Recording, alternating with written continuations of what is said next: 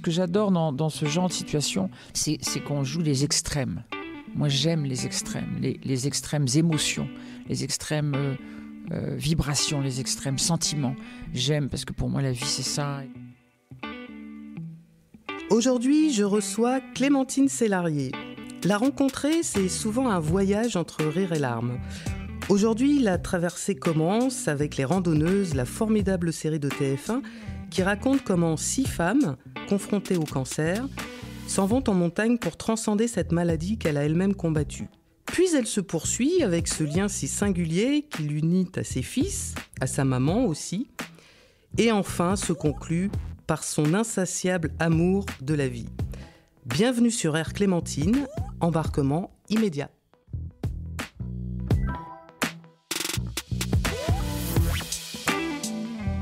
D'ombre et de lumière, quand les personnalités de la télé tombent le masque.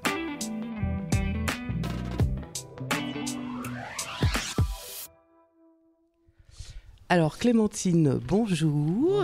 Merci d'avoir accepté cette invitation. Oh ben, merci à vous. Alors on est là pour parler d'une série absolument formidable qui arrive le 15 mai sur TF1, qui s'appelle Les Randonneuses. Et j'avais envie de vous demander si vous deviez présenter cette série à des amis, qu'est-ce que vous diriez d'elle ? Alors c'est marrant que vous me posiez la question parce que d'abord c'est la première fois que j'ai envoyé l'affiche, le visuel comme on dit, la photo quoi de l'affiche à mon frère, à ma famille, à mon agent et ami Laurent Grégoire, tout un tas de copains, à mes enfants. Je fais jamais ça en fait parce que bon voilà. C'est une série très particulière pour moi, pour nous toutes, je pense d'ailleurs, parce que c'est au-delà d'un travail, c'est un engagement qui est, je sais pas, c'est un grand engagement quoi. Donc les amis, je leur dirais, regardez quoi. Elle traite de quoi cette série ? Elle traite de la vie en fait, de la vibration de la vie. Amenée par une épreuve, par des femmes qui traversent une épreuve. Et en fait, c'est la façon... Excusez-moi, c'est ma bouteille d'eau, c'est ma drogue.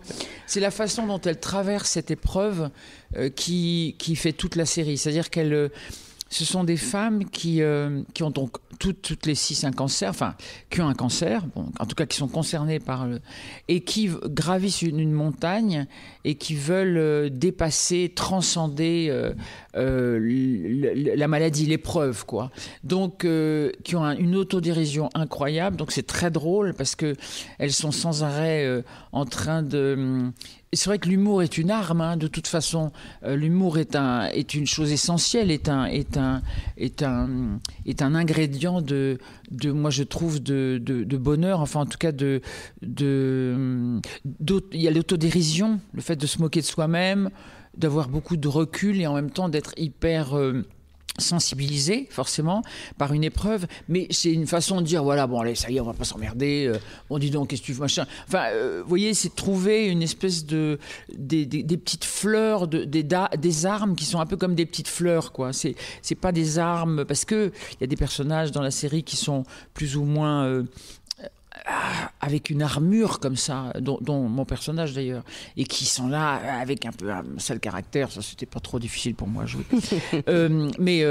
Donc voilà, il y a une espèce de choses sur l'urgence de vivre, l'urgence d'être vivant, d'être vibrant, d'être aux aguets du moindre bonheur, de la moindre petite chose. C'est surtout ça, les petites choses qui sont tellement importantes, quoi. Et puis alors, il y a cette relation qu'elles ont, qui les a liées d'abord à cause de la chimiothérapie, mais elles s'engueulent et quelquefois elles ne sont pas du tout forcément copines. Enfin, c'est pas parce que... On n'est pas chez les bisounours, hein. Oui, voilà, non, pas du tout. Et c'est très, très... il y a quelque chose de très vrai. Moi, pour avoir vécu le cancer et la chimiothérapie, moi, j'étais hyper heureuse de participer à cette série. Oh là là, mais pour moi, c'est un cadeau du ciel, un cadeau de la vie. Et Vraiment, vraiment, vraiment. Et c'est insensé d'ailleurs, je trouve. Et du coup, elles ont ce lien qui n'en est pas vraiment un, mais qu'elles vont fabriquer dans la montagne. Parce qu'il y a 2 choses qui sont belles dans cette série, et grandes, c'est la montagne. On est devant, on est toute petite, et ce cancer qui est une putain d'épreuve, saloperie d'épreuve, et qu'il va falloir qu'elles combattent. Et elles ont une façon à elles de beauté en touche, de vivre, de se tirer la bourre, de vivre, mais plus que la normale. C'est ça, c'est un truc qui est plus vivant que la normale, parce que justement, il y a cette épreuve. De toute façon, moi j'ai remarqué qu'il n'y a pas plus vivant qu'un endroit où la vie est menacée.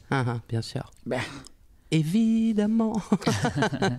Vous avez tourné où? Parce qu'effectivement, ça participe aussi de la valeur ajoutée de la série. Vous avez tourné où et les conditions de tournage, c'était quoi? Parce que donc ces randonneuses grimpent, donc j'imagine que vous avez grimpé, vous aussi, qu'il y avait des prises à refaire, etc. C'était dans quel cadre? Alors, moi je me souviens beaucoup surtout de Valseny, tout ça. Je sais qu'on a été autour de Valseny, mais je me souviens, on est resté longtemps à Valseny. On a tourné pendant 3 mois quand même en montagne. Donc on a été dans différents endroits, mais puisque Valseny, on était dans une espèce d'appart-hôtel. Enfin, la femme était tellement sympa. Ah mon Dieu, je sais plus comment elle s'appelle, pardon, mais tellement chouette. Il y avait une piscine. Il y avait la famille, il y avait les enfants qui venaient, les maris, les amants. Et non, mais c'était super parce que on a vécu ensemble. C'est ça. 3 mois. Et surtout, le plus drôle, c'est que, vous savez, nous, on est toujours très bien traités, les acteurs. On est toujours traités, on vient nous chercher en voiture, chacune sa voiture. Bon, déjà, je pense qu'ils flippaient tous. Fred Berthe, alors lui, c'est l'amour. Le réalisateur. Moi, il y a des personnes comme ça, pour moi, qui sont essentielles. C'est Fanny Riedberger, qui a donc créé tout ça. Mathilde, qui travaille avec elle, que j'adore aussi.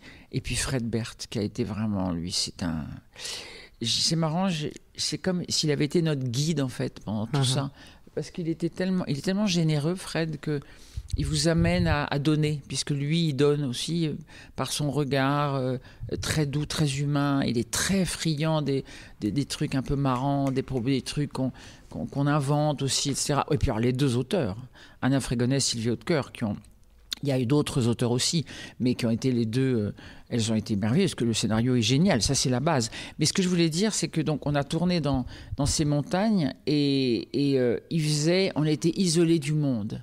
C'est ça, on avait comme un immense studio pour nous, parce qu'il n'y avait personne en montagne. Il y avait personne en montagne. En été, c'est dingue comme il y a peu de gens. Alors que c'est merveilleux, il fait frais, il fait bon. Et puis moi, j'adore le sport, donc j'adorais crapahuter. C'est beau, j'adorais trotter là-dedans. Enfin, moi, j'ai des souvenirs fantastiques et puis de cet isolement comme ça. Oui, c'est ça que je voulais vous raconter. On va toujours nous chercher toute seule, avec une voiture. Ça ne te dérange pas, Clémentine, s'il y a quelqu'un... Enfin, oui, on est toujours très aux petits oignons. Et là, on s'est retrouvés, toutes les 6 pratiquement, grosso merdo, dans un œuf. Le premier jour de tournage, dans un œuf, pour monter pendant 1h30. Alors, on n'était pas exactement les 6, j'en rajoute un peu pour que ce soit un peu marrant, mais il y en avait 3 dans un œuf, dedans. Enfin, on était quand même un peu comme ça, bam, projetés les unes avec les autres, dans un endroit clos pendant 1h30. Alors là, si tu veux, bon, soit ça passe, soit ça casse. De toute façon, et puis on veut que ça passe, nous, parce que toutes mes copines, elles sont hyper respectueuses du sujet. Elles sont hyper bonnes comédiennes aussi. C'est des putains de bonnes actrices, mes copines. Et le sujet est magnifique. Et on est en montagne. Donc, en fait, on n'a qu'une chose à faire, c'est s'adapter et être humble. Vous voyez, c'est ça qui était merveilleux. C'est qu'on avait des conditions qui nous ramenaient toujours à notre humanité, quoi.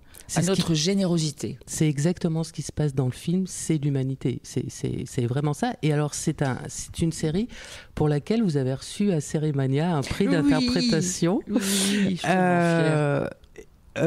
Vous avez sur scène prononcé un discours que personne dans la salle n'a oublié.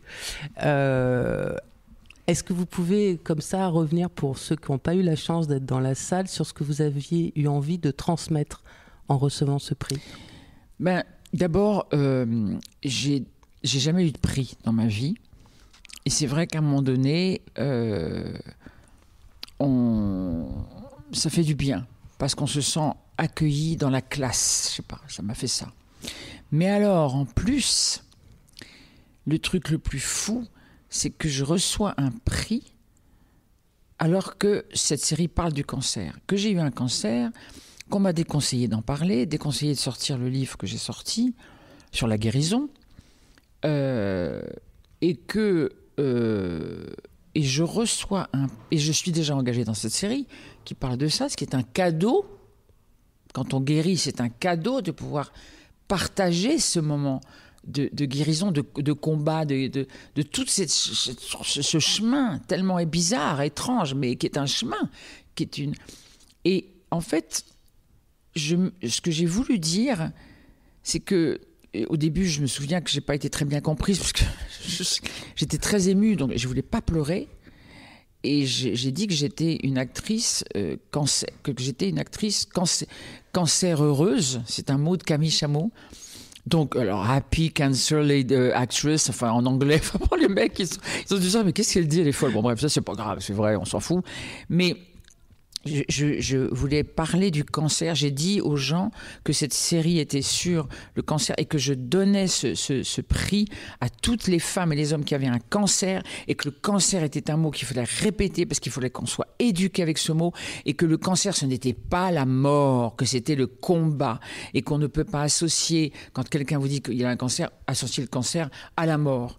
Par respect, et que j'avais envie de brandir ce truc en disant, ben voilà, j'ai la chance d'être guérie, et vous voyez, en fait, on peut avoir un cancer, en guérir, et en plus en parler, faire une série là-dessus, et vraiment, merci TF1 d'avoir fait ça. Donc, si vous voulez, pour moi, c'est du miracle. C'est un miracle, en fait, et je vous jure que là, je m'arme pour ne pas... Pleurer, c'est pas pleurer de tristesse, c'est pleurer de joie. C'est-à-dire qu'à un moment donné, la vie vous fait un double cadeau. Parce que le jury était un jury étranger, donc ils me connaissent pas. Vous voyez ce que je veux dire ? Il n'y avait pas d'a priori ou de... Donc c'est génial, ils m'ont récompensé pour mon travail. Donc, et il y a un côté de miracle, parce que... Mais alors, ce qui est très important, c'est que j'ai peut-être eu ce prix, mais en fait, c'est collectif, quoi. Bien sûr. C'est-à-dire que de toute façon, on n'est que le regard de l'autre. Donc en fait, ce prix, je l'ai aussi parce que j'ai des partenaires d'exception. Alix Poisson, Camille Chamot, Tiffaine Davio, Claire Borotra. Joséphine. Comment ? Joséphine Demeaux. Mais oui, Joséphine, que j'adore. En plus, Joséphine Demeaux, ce sont des actrices hors du commun. Elles sont intelligentes, elles sont vraies, elles incarnent le truc, elles ont cet œil, elles sont là, vous comprenez ? C'est pas du on fabrique pas, c'est voilà. Et donc ça, on a eu un lien entre nous, une tendresse, quoi. Uh-huh. En fait, il y a une tendresse dans cette série aussi, je trouve. Il y a un truc vrai de solidarité, et ça, c'est... Je suis tellement heureuse que ça sorte là. Merci la vie. Mais oui, en fait, merci la vie et merci aux épreuves quand on en sort. Mm-hmm. Parce qu'en fait, elles sont un chemin, elles nous apprennent, elles nous rendent plus quelque chose quand on s'en sort, quand on n'en meurt pas, évidemment. Mmh.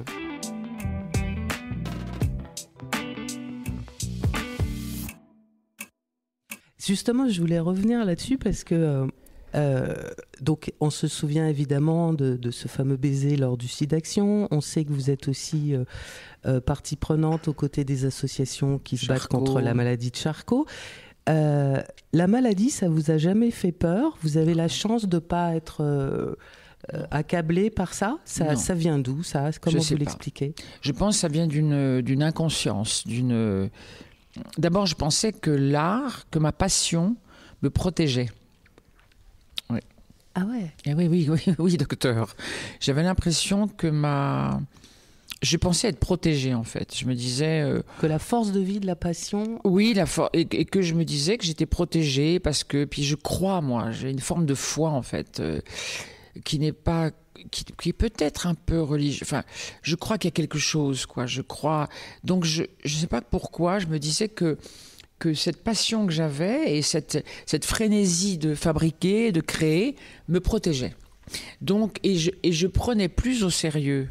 Je prends plus au sérieux une vie, par exemple, de Maupassant, ou un film, ou les randonneuses.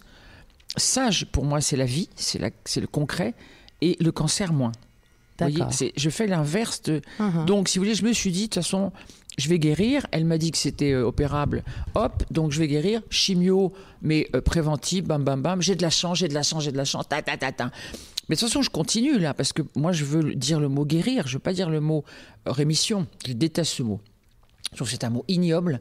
En plus, bon, bref. Mais tout ça pour dire que il y a une... il y a un positionnement par rapport à ça qui fait que ça vous accable pas. Voilà. Non, pas du tout. Voilà. Je me dis que... Et à chaque fois, je pense à Lorraine, ma copine Lorraine. Lorraine, on peut préciser. Voilà. Ah oui, qui est aujourd'hui, alors elle, je veux dire, c'est elle, c'est... Parce que les êtres qui ont la maladie de Charcot sont vraiment des héros.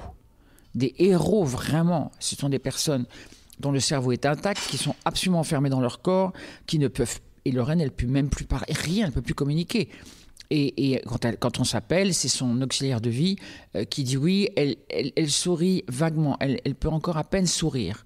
C'est tout ce qu'elle peut faire. Donc elle peut même pas, je crois qu'elle peut même plus fermer les yeux vraiment. Bon, donc c'est l'enfer absolu, c'est l'enfer. Ça c'est donc à chaque fois que j'ai un petit coup de barre ou machin, je pense à elle. Et de toute façon, même pas que quand j'ai un coup de barre, de façon générale, elle fait partie de moi, Lorraine. Elle est et je pense à tous les gens qui ont des cancers, J'ai rencontré des femmes dans une maison Rose-Up à Paris, dans le 12e. C'est extraordinaire. Vous ne pouvez pas savoir, mais il faudrait que chaque être aille un jour là. Et vous ressortez de là, vous avez une patate. Parce que il y a une énergie puis une vérité. On est dans une urgence de vivre. C'est ça aussi qu'il y a dans les randonneuses. Parce que, quand même, il y a eu un truc que les auteurs ont chopé. Les deux auteurs, Anna Frégonnet et Sylvie Hautecoeur, vraiment, c'est cette urgence de rigoler du moindre truc, de profiter du truc, d'être réactif, de dire ouais bon ça va, bon machin, mais qu'est-ce que tu fous, de conseiller des copines en disant moi je les ai saoulées mes copines. D'ailleurs en fait quelquefois on vivait la même chose le soir quand on allait démanger ensemble. C'était le conseil matrimonial. Qu'est-ce que tu fais, je l'appelle, qu'est-ce que tu penses, je le rappelle ou je rappelle pas. Moi le nombre de fois non mais c'est incroyable. Et puis, non, mais c'était dément, parce qu'elle me conseillait, elle me dit, écoute, parce que moi, je suis complètement jetée, je suis toujours amoureuse. Et puis, le mec, c'est pas forcément, enfin, je veux dire, il n'est pas forcément au courant. Donc, je leur dis, qu'est-ce que je dis ? Je crois que je lui dis, oh, mais, enfin, des gamines, enfin, c'était... Et puis, bon, on travaillait aussi, on était super, on arrivait sur le plateau, je veux dire... On était dans le truc immédiatement, quoi. C'est des actrices que j'adore, vraiment, que je trouve... Il y avait un respect immense et une complicité. Il y avait une complicité qui est née très vite aussi. Parce que chacune est exigeante. Et du coup, on était à fond, quoi. Il y a une émulation entre vous, forcément. Oui. Comme un match de tennis, oui. On renvoie d'autant mieux la balle qu'on a reçue. Mais voilà, quand on a quelqu'un qui est exigeant en face, qui vous écoute, qui est avec vous, qui veut pas... Il n'y avait pas de ce truc d'égo, il n'y avait pas de ça. Il n'y avait pas on était tous dans des grands hangars, on se faisait maquiller, ça piapiatait là-dedans, c'était un poulailler, c'était génial. Mais toujours, dès qu'on bossait, on écoutait Fred, et puis il était, lui, très réactif, il se marrait, il y a jamais de pathos là-dedans. On ne parle pas de maladie, on parle de la vie, de la réaction à une situation, voilà. Et puis il y a Lulu aussi, Lucien Jean-Baptiste, qui était génial, qui est drôle, qui était super à l'écoute, très respectueux, Baptiste Le Caplin, Maxence, Jérémy Grédival, enfin voilà, super équipe. Je voulais revenir sur cette force, cette faculté à transcender. Est-ce que c'est quelque chose que vous avez toujours eu en vous ? Est-ce que vos parents vous l'ont transmise ? Est-ce que ce sont les événements ? C'est quoi la racine de tout ça pour vous ? Je crois que c'est un peu la foi. Hein. en la vie. C'est-à-dire que c'est... Petite, vous étiez déjà comme ça, réactive? Oui, parce que je voulais, quand j'avais 14 ans, si vous voulez, pour moi, la vie, c'était d'être bon. D'être le plus bon possible. Donc, je vais finir par me faire pleurer, mais on ne va pas pleurer. Pardon. C'était d'être bon et d'être... de partager, je sais pas, j'ai vraiment un idéal, quoi. C'est-à-dire, cet idéal et cette espèce d'espoir en la vie, je l'aurai toujours. C'est-à-dire que il y a rien qui peut arrêter ça. Il y a rien qui peut,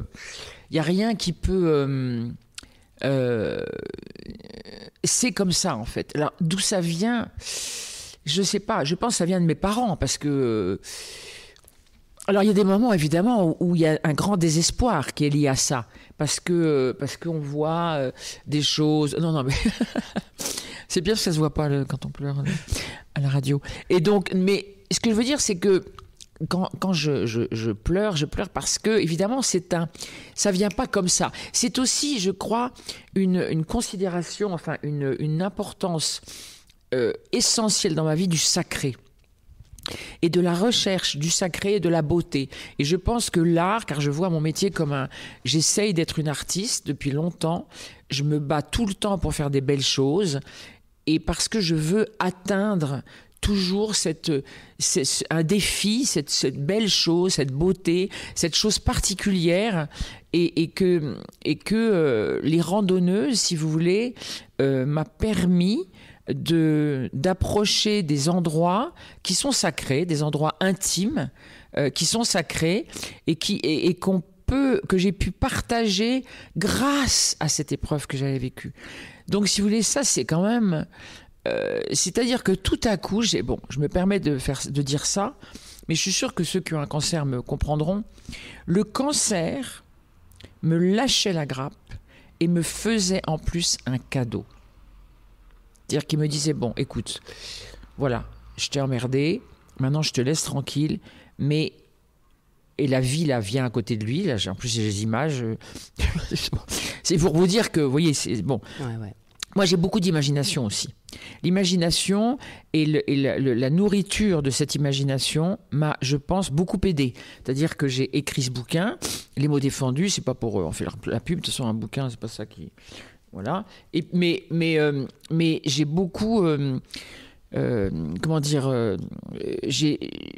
rêvais beaucoup. Le rêve est un truc... d'ailleurs, les personnes qui ont la maladie de Charcot ou qui sont malades en général, le rêve, le projet, toujours avoir un projet. J'ai des copines, je considère que ce sont des copines, les femmes de la maison Rose Up que j'ai rencontrées, une 50aine de femmes, me disaient, moi, après le post-cancer comme moi j'ai envie d'avoir mon agenda rempli, j'ai envie d'avoir plein de projets. Bah oui, moi aussi. Mais bon, déjà que j'en avais envie avant, alors maintenant, c'est carrément... Et surtout, j'ai une espèce de frénésie, oui. Mais il y a beaucoup d'autres choses dans le après, il y a une hypersensibilité, donc voilà. Mais pour revenir à le fait de transcender ça, enfin de transformer ça dans un projet artistique comme les randonneuses. Alors là, ça c'est fantastique. C'est le Graal, en fait. C'est absolument. C'est le Graal et puis moi je me suis beaucoup attachée, Isabelle, au fait de lâcher complètement ma coquetterie. Ça, alors là, vraiment, parce que je trouve très important dans cette période où nous battons les femmes pour tout un tas de choses et pour moi la liberté c'est très important. La liberté elle passe par là aussi, dans le droit de se rendre, de s'abandonner, je veux dire pour un rôle comme ça où cette Noémie elle a aucune idée, elle s'en fout je pense de ses racines. J'ai laissé plein de trucs, j'ai absolument pas du tout fait attention à mon image, je veux dire, je voulais être totalement, voilà, et ça c'est hyper important quand on travaille. De s'oublier, quoi, parce qu'on n'est pas nous, c'est pas moi, on n'est pas à coquette forcément tout le temps, et puis ces trucs de l'âge aussi, d'avoir l'air de... La liberté, elle passe par là, je veux dire, on a l'âge qu'on veut, on peut avoir 17 ans comme on peut en avoir 90, selon les gros, non mais on s'en fout, je veux dire, on fait ce qu'on veut, mais surtout la prendre, cette liberté, il faut qu'on la prenne, il faut qu'on éduque le système à accepter ce qu'on veut être. et non pas à se plier au système. Enfin, voilà. Mais, bon. Donc, il faut qu'il y ait des gens qui montrent la voie et, a fortiori, des artistes. Oui. Et j'entends que c'est ce que vous avez bien l'intention de faire et c'est ce que vous faites. Toujours, oui, je veux. C'est oui. montrer la voie, c'est-à-dire qu'au travers de votre expérience qui vous nourrit, il y a aussi un éclairage pour tous ceux qui vous regardent et tous ceux qui sont confrontés à des situations, en fait. Oui, c'est ça. Oui. Et puis, comme ça, on se sent moins seul. Parce que le cancer, ça isole tellement, parce qu'on ne peut pas en parler. Et justement, là, on peut en parler, grâce aussi à Florent Pagny, grâce aussi à un grand PDG d'une grande société qui a eu un cancer, qui en a parlé. Voilà. Plus on en parle, mieux c'est, parce que du coup, les gens vont oser dire... Moi, j'aurais adoré, quand j'avais le cancer, dire voilà, j'ai eu... comment ça va? Quand les gens disent comment ça va? Ça va, j'ai eu un cancer, là, j'ai eu une chimio, mais là, ça va super. Bon. Si vous dites ça, on va dire, soit elle est folle, voilà. Mais donc, c'est chouette quand on peut, quoi, parce que vous êtes une éclaireuse. Comment? Oui, et puis, mais enfin, je veux pas être prétentieuse, mais non, c'est moi qui le dis. Oui, voilà, c'est vous. Voilà. Mais c'est aussi que ce que j'adore dans ce genre de situation, c'est qu'on joue les extrêmes. Moi, j'aime les extrêmes, les extrêmes émotions, les extrêmes vibrations, les extrêmes sentiments. J'aime, parce que pour moi, la vie, c'est ça. Et du coup, voilà, enfin, bon, bref, je sais pas. On y est complètement. Et les gens qui nous écoutent, en vous entendant, savent exactement ce qu'on ressent quand on voit les randonneuses. Donc, c'est un très bel encouragement à le faire que vous venez de leur transmettre. Merci. Tout à l'heure, vous avez évoqué un mot qui tient grande place dans votre vie, à côté du mot création, c'est le mot liberté. Oui. Est-ce que là aussi, la liberté, alors Cavana disait ça se mesure à la longueur de la corde, est-ce que la liberté, c'est aussi un combat? Ah oui. Et est-ce que ça fatigue ce combat au bout d'un c'est moment? permanent, et c'est bien sûr. J'ai un de mes fils qui dit, mais... Quand je fabrique, quand je me bats pour faire des beaux... J'ai un fils qui est cinéaste, qui s'appelle Balthazar Reichert, et on a tourné ensemble, et il tourne là, et c'est lui qui va réaliser un film d'une vie, d'ailleurs. On va faire un film de la pièce. La pièce que vous jouez actuellement. Oui, que je joue actuellement, et voilà...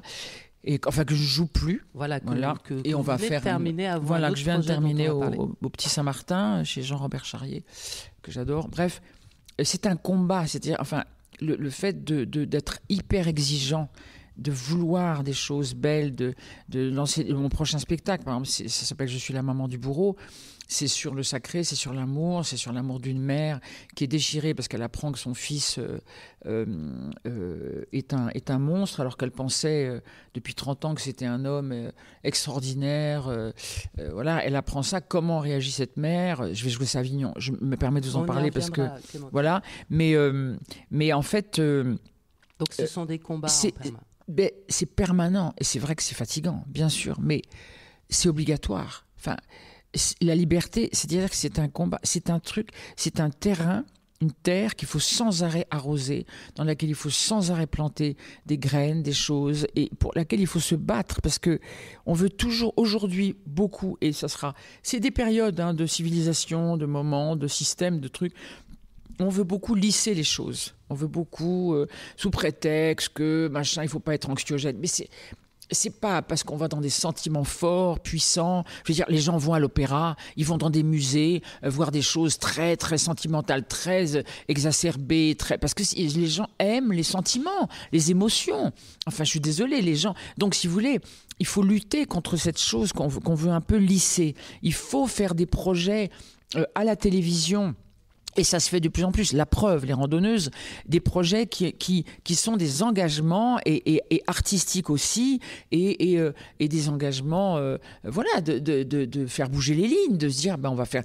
Il y a Besoin d'amour, qui est une autre série qui sort sur OCS le 11 mai, et qui est une série qui est vraiment... qui est décalée, qui est très très drôle, qui est complètement dingue, dans laquelle c'est Fred Azan qui l'a réalisé, qui joue dedans. C'est génial. Moi, il m'a donné un rôle là-dedans. Je me suis éclaté à faire un truc dingue, drôle, à la Almodovar, à la Abfab, Absolutely Fabulous, une espèce de mère qui est complètement... Bon, voilà. Mais c'est ça. Oui, la liberté. Et puis la liberté, même dans sa vie personnelle, de toutes choses. Moi, il y a des moments où je m'empêche de faire des choses. Je m'empêche d'aller dans la rue habillée comme une dingue parce que je veux être discrète, parce que je veux pas qu'on me reconnaisse. Mais ça, c'est rien. Mais la liberté aussi amoureuse de se foutre de l'âge, parce que moi, voilà, et puis la liberté de... Enfin, de toute façon, moi, je vis comme ça. Je vis pas du tout... Si vous voulez, j'ai pas une vie très classique, quoi, évidemment. Donc voilà, mais c'est peut-être pour ça qu'on vous aime. Non, mais c'est gentil. Non, mais je pense aussi, puisque en fait, le problème, c'est pas tant le classicisme, c'est la sincérité. Oui, là, la vérité, la simplicité, la sincérité. Et voilà, on est là-dedans.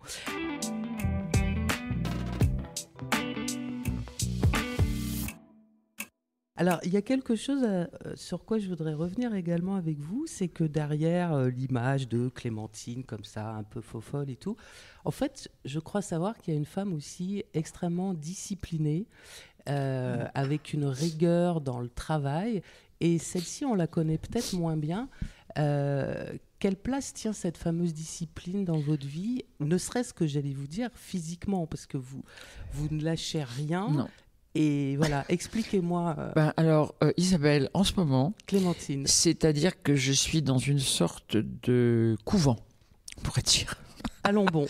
Non, mais j'ai l'impression, mais un très beau couvent. De toute façon, j'aimerais bien un jour aller visiter un couvent et faire une retraite comme ça pendant une semaine et réfléchir et méditer ou prier, ou je sais pas. Oui, je suis dans une sorte de période où ma vie, c'est absolument le travail, exclusivement. Je me lève, je te bouscule, non, je ne te bouscule pas. Non, mais je me lève, je douche, je vais bosser. Par exemple, là, voilà, j'ai eu la chance, c'est des choses formidables, parce que comme les randonneuses sortent, là, et puis je travaille, mais quand je fais pas des photos ou quand un interview avec vous, par exemple, je fais mon texte.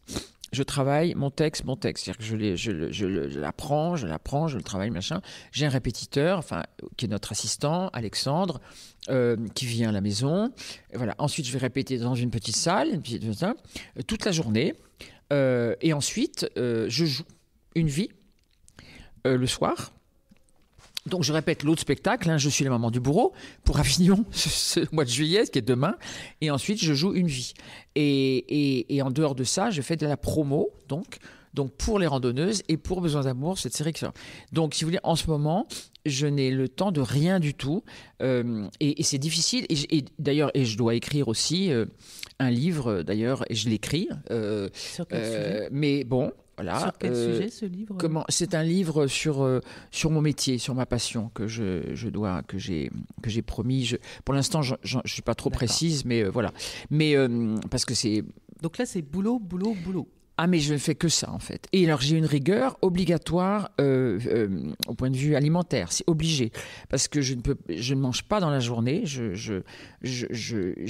Oui, et je dois me coucher pas trop tard. Je ne dois... Oui, c'est obligé, si vous voulez. C'est obligé. Ça veut dire qu'il y a des sacrifices, alors ? Oui, mais enfin, c'est des sacrifices pour moi qui sont bénins, qui sont... c'est pas grave, parce que je veux que mon corps soit absolument bien dans une vie. Je vais être... ce soir, je joue, par exemple, à 19h, ce soir. Je vais être absolument... comment dire, je sais pas comment expliquer. Je veux que mon corps soit, c'est mon instrument. Entre autres, il y a mon cœur et mon âme aussi. Mais je veux être en prise à fond, avoir toute l'énergie. Et pour avoir toute l'énergie, moi, j'ai besoin de ne pas trop manger. J'ai besoin de boire. Je bois de l'eau toute la journée. Là, j'en ai pas assez bu d'ailleurs, mais c'est pas grave. Et je ne veux pas me laisser aller. Jamais. Pour moi, les repas, les trucs, j'aime mieux... je peux pas manger à midi, tout ça. Enfin, bref, c'est une rigueur. Et je fais du sport, évidemment. Déjà sur scène, là, parce que c'est un sacré truc, une vie. Et voilà, c'est-à-dire que je suis obligée, j'ai pas de vie sociale. Oui, c'est le prix de la liberté. Dans ce que vous proposez, c'est ça. Il faut c'est que, ça. comme un athlète, votre corps soit disposé à vous donner accès à cette liberté. Parce que la singularité que je veux dans mon métier, l'originalité, enfin, je veux faire des projets originaux, des projets un peu qui sont des défis, comme enfin, des défis, il y a des défis plus graves dans la vie, mais vous voyez ce que je veux dire, c'est pas, je pourrais faire une bonne comédie, un truc. J'ai envie, mais j'ai envie de faire une comédie dingue. Donc, c'est avec Fred Hazan, que j'adore, on en a parlé. Mais là, pour l'instant, j'avais envie d'aller dans une autre chose un peu avec des grandes émotions. Donc cette pièce, je suis la maman du bureau. Mais du coup, oui, je suis obligée d'avoir une rigueur forte. Parce que pour faire ces projets, il faut... oui, c'est comme un entraînement, quoi. Ça, je ne peux pas me laisser... Je peux pas, parce que... Ça fatigue de manger. Et puis moi, j'ai quand même, je veux dire, j'ai une certaine maturité. Donc, il faut avoir encore plus de rigueur. Mais c'est génial. Moi, j'aime la rigueur. C'est le prix à payer, puis c'est rien. Mais j'ai pas de vie sociale. Je ne peux pas voir des copains. Alors, l'amoureux, il est loin et je peux absolument pas le voir. Mais ça m'a valu, évidemment. Pour l'instant, mais c'est de l'abnégation, en fait. Hein. C'est ça. C'est de l'abnégation. Ça relie au sacré. Hein. Oui, on absolument. est toujours dans cette même thématique. Mais je vous avoue que c'est lié aussi à une période. C'est peut-être un truc pour moi qui est après cette histoire de cancer, donc de besoin absolument de fabriquer, mais il y a une urgence. Mais je trouve qu'en ce moment, dans ce système qui est quand même... Et puis dans toute cette période où des gens souffrent beaucoup, je parle je parle pas forcément chez nous, hein. Je parle des gens chez nous, en France, en état de précarité, à qui j'aimerais tellement inviter pour qu'ils viennent, parce que le théâtre c'est trop cher quelquefois. Bon bref, mais Avignon c'est moins cher. Mais je parle des gens qui ont pas accès quelquefois à l'art, malheureusement, enfin au théâtre en tout cas. Et je parle aussi du monde, enfin des choses. Enfin, le système est quand même en ce moment. Mais je trouve que nous, les artistes, on a comme mission de proposer beaucoup de choses. Comme une petite arme ou comme une petite fleur, comme un petit truc de dire voilà, il y a ça, mais que du coup il faut créer, quoi. C'est pour ça, parce que les gens croient que je suis freinée, je sais pas quoi on dit, hyperactive. Non, enfin hyperactive, que ça veut dire, enfin pour moi être hyperactive, c'est hyper créatif. Aujourd'hui, c'est la moindre des choses. C'est ça que je veux dire, c'est que passer mon temps je suis privilégiée en plus. Donc quand on est privilégié, qu'on peut s'exprimer, qu'on a un théâtre, qu'on peut... Vous voyez, je trouve que c'est important de proposer des choses qui sont originales et tout. Du coup, évidemment, quelquefois, je me sens à la marge, forcément. Vous voyez ce que je veux dire? Mais vous voyez, Une vie, par exemple, ça a été un succès merveilleux. Alors que c'est Maupassant. Maupassant, c'est sans âge. Moi, j'ai eu des classes, des gens, de mecs, de filles de 16 ans qui étaient là. Enfin, c'était un souvenir extraordinaire. Donc, il faut essayer des choses, quoi. Il faut... bref. Je parle trop. Non, absolument pas. Au contraire, si vous saviez, on doit envier la place que j'ai en ce moment, c'est un plaisir.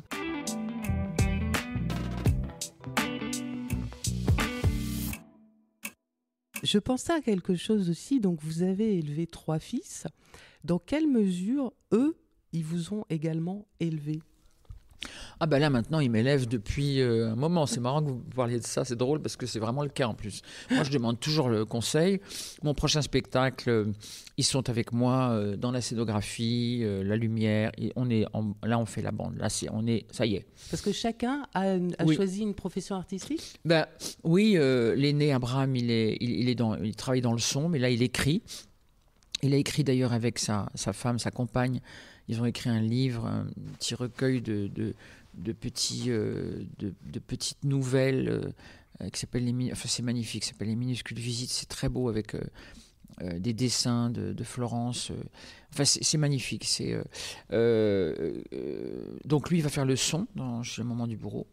Et puis Balthazar Reichert, donc ça c'était Abraham Diallo. Maintenant, ce sont des associés pour moi, des alliés, pas des associés, des alliés artistiques, enfin humains et artistiques. Balthazar Reichert, lui, il fait donc il va faire ce film de Une vie. Donc lui, il est réalisateur. Oui, il est réalisateur et il est aussi scénographe. C'est lui qui avait fait la scénographie de Une vie dans le spectacle. Et l'étoile, il est peintre aussi figuratif. Donc là, il va faire la scénographie sous un autre nom. Hein. Enfin bon, bref, il va faire parce que comme il fait plusieurs choses, voilà. D'accord. Il a un pseudo. Mais voilà, en tout cas, je dis ça en toute transparence parce que maintenant ils m'ont permis de le faire. Et le troisième ? Comment ? Le troisième, c'est encore parce qu'il a beaucoup de boulot. Il est jazzman. Gustave Reichert, il a beaucoup de travail. C'est un immense musicien aussi. Et lui, peut-être qu'il va faire la musique, mais c'est encore en pourparler parce que, voilà, à cause du boulot qu'il a et tout ça. Mais en tout cas, j'aime travailler parce que ce sont des partenaires artistiques très exigeants. Et pour revenir à votre question, ce sont des conseillers. C'est-à-dire qu'ils ont un œil, je leur demande tout le temps leur œil. Il y a Jérôme Fouché qui est mon producteur de théâtre et ami. Il y a Laurie André avec qui je bosse, qui est mon assistant et collaborateur artistique. Mais voilà, c'est très important d'avoir des yeux exigeants autour de soi, très exigeants, hyper exigeants quelquefois. Trop ? Oui, mais non, pas trop. Non. Mais non, au contraire, parce qu'après on discute, c'est un dialogue toujours. Mais c'est une exigence quoi, qui est magnifique et oui, donc oui, bien sûr qu'ils m'élèvent parce qu'il y a des moments... quand je fais une émission, moi je demande à un de mes fils... je les cite pas trop parce qu'après je sais qu'ils... Bon, mais je leur demande souvent des conseils. D'accord. Parce que je dis des conneries, moi. Bon, quelquefois, parce que je n'ai pas envie de me censurer, vous voyez ce que je veux dire ? J'ai envie de parler simplement, quoi. Donc, quelquefois, parler simplement aujourd'hui, c'est... Après, on vous dit, ah oui, bon bref. C'est un peu compliqué. Mais bon, mais c'est pas grave, c'est pas pour ça qu'il faut arrêter de le faire. Il faut parler librement, c'est très important, la libre parole. Putain, on est quand même dans un pays démocratique, quoi. Enfin, donc. Et puis les réseaux sociaux ne représentent pas le peuple, hein. Je tiens à le rappeler. Ça a été entendu. Voilà, le peuple, c'est le peuple.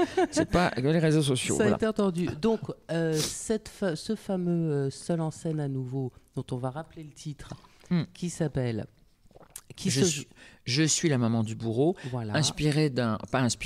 Adapté du roman de David Lelahello du même nom, qui est une histoire incroyable donc de cette mère, comment une mère réagit, comment elle survit, comment elle quand elle apprend que son fils dont elle pensait qu'il était un exemple d'homme. Elle apprend que depuis 30 ans que c'est un monstre, que c'est un bourreau, quoi. Donc je n'en dis pas plus, mais c'est sur l'amour en fait encore. Moi je suis un peu obsédé par l'amour. Alors c'est ce que je vais aller vous demander. Et l'amour dans tout ça, dans votre vie ? L'amour dans ma vie pour l'instant, c'est dans le placard. C'est pas le titre d'une pièce, ça. L'amour pour l'instant c'est dans le téléphone, des textos éventuellement. D'accord. Mais j'ai absolument pas du tout le temps, mais c'est terrible hein, parce qu'il y a des moments où surtout dans les moments merveilleux de bonheur, quand j'ai eu ce prix là, entre autres, j'avais envie de partager ça avec mon amoureux, mais bon, il est loin et puis voilà, donc et puis on se voit pas. Enfin, je peux jamais aller le voir, quoi, jamais, parce que au théâtre. Puis quand les gens me disent, alors le truc le plus drôle, moi, c'est quand on me dit bon week-end. Si vous voulez, bon week-end. Oui. C'est quoi le week-end ? Bon dimanche. Ouais. Non, mais en plus mais c'est ma drogue. C'est une drogue. Le fait de jouer, c'est mon équilibre. C'est vrai, parce qu'il y a ma maman aussi. Moi, j'ai ma maman qui est en Bretagne. Alors, et puis, voilà, c'est ça. C'est pas que le théâtre, le travail. Moi, quand j'ai du temps, je vais voir maman en Bretagne. Donc, si vous voulez, c'est compliqué. Quel âge elle a, votre maman ? 92 ans. Et elle est incroyable. C'est une guerrière, c'est une femme merveilleuse. Et très belle, très élégante, très tendre. Et c'est une merveilleuse maman. Donc, et puis, c'est important d'être près d'elle. C'est vraiment important. Donc, voilà, le fiancé à côté, après. Voilà. Le fiancé, quand ce chapitre-là aura été bien rempli et que vous pourrez... oui, il faudrait que ce soit... Il est dans le métier ? Non, pas du tout. Okay. Non. Oui, il faudrait qu'il soit dans... Mais vous voyez, ça pratique. Mais bon, pour l'instant, ça s'invente pas. Ça s'invente pas. Bon. Voilà. Et la dernière de mes questions, Clémentine, puisque donc vous avez joué une vie au théâtre, donc qui va devenir un film, j'avais envie de vous demander si vous deviez aujourd'hui résumer la vôtre, vous diriez finalement en une phrase comme ça, comment vous la trouvez votre vie à vous ? C'est demain pour moi. C'est toujours demain. C'est marrant parce que, mais depuis petite, depuis plus jeune, on va dire, je ne peux pas. Pour moi, c'est demain. Maintenant, là, on est toutes les deux. C'est merveilleux. Et c'est demain, c'est tout à l'heure, quoi. C'est toujours demain, en fait. Je dirais la passion. C'est la passion. La passion pour moi. Je ne comprends pas pourquoi les êtres ont peur de la passion. Nombre de fois on m'a dit « Ouais, mais tu comprends la passion, ça fait du mal. » Mais enfin pourquoi je comprends pas. Je vous jure, je comprends qu'on... Et moi j'ai vécu des chagrins d'amour, enfin un surtout d'ailleurs en fait. Mais bon, je suis pas morte, enfin je veux dire... Vous l'avez vécu. Je l'ai vécu et puis ça m'a apporté, et puis je l'ai vécu, exactement. Et puis je veux dire, vivre, c'est... Et puis c'est apprendre, toujours. Une vie, ça m'a tellement... Enfin, comme dirait l'autre, une vie, ça m'a énormément appris, d'être seul en scène, d'avoir cette liberté de tout le temps travailler, retravailler. Le travail aussi. C'est demain, la passion, le travail. Voilà. C'est bien résumé. Écoutez, je vous remercie beaucoup, merci beaucoup à vous, pour merci ce à moment. Vous, merci J'allais à vous. Vous dire à demain. Oui, je dirais. Et au plaisir de vous retrouver. Merci beaucoup, Isabelle. Merci. Isabelle Dombre, j'espère que cette rencontre vous a plu. Si vous en voulez plus, retrouvez tous nos entretiens sur téléloisirs.fr et sur votre plateforme de podcast préférée. À bientôt.